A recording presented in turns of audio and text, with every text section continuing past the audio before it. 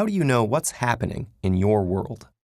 The amount of information just a click away may be limitless, but the time and energy we have to absorb and evaluate it is not. All the information in the world won't be very useful unless you know how to read the news. To your grandparents, parents, or even older siblings, this idea would have sounded strange. Only a few decades ago, news was broad-based. Your choices were limited to a couple of general interest magazines and newspapers of record, and 3 or 4 TV networks, where trusted newscasters delivered the day's news at the same reliable time every evening. But the problems with this system soon became apparent as mass media spread. While it was known that authoritarian countries controlled and censored information, a series of scandals showed that democratic governments were also misleading the public, often with media cooperation. Revelations of covert wars, secret assassinations, and political corruption undermined public faith in official narratives presented by mainstream sources.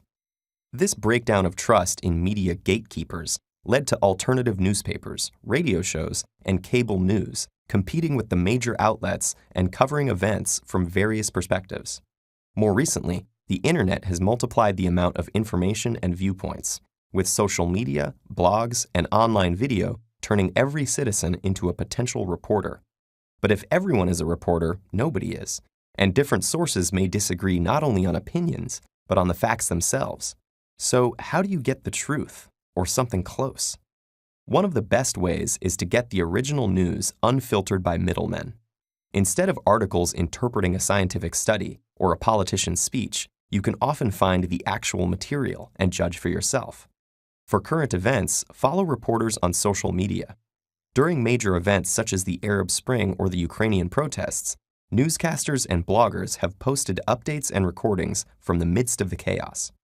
Though many of these later appear in articles or broadcasts, keep in mind that these polished versions often combine the voice of the person who was there with the input of editors who weren't. At the same time, the more chaotic the story, the less you should try to follow it in real time. In events like terrorist attacks and natural disasters, today's media attempts continuous coverage, even when no reliable new information is available, sometimes leading to incorrect information or false accusations of innocent people. It's easy to be anxious in such events, but try checking for the latest information at several points in the day rather than every few minutes, allowing time for complete details to emerge and false reports to be refuted. While good journalism aims for objectivity, media bias is often unavoidable. When you can't get the direct story, read coverage in multiple outlets, which employ different reporters and interview different experts. Tuning into various sources and noting the differences lets you put the pieces together for a more complete picture.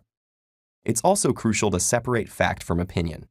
Words like think, likely, or probably mean that the outlet is being careful, or worse, taking a guess. And watch out for reports that rely on anonymous sources. These could be people who have little connection to the story, or have an interest in influencing coverage, their anonymity making them unaccountable for the information they provide. Finally, and most importantly, try to verify news before spreading it. While social media has enabled the truth to reach us faster, it's also allowed rumors to spread before they can be verified, and falsehoods to survive long after they've been refuted.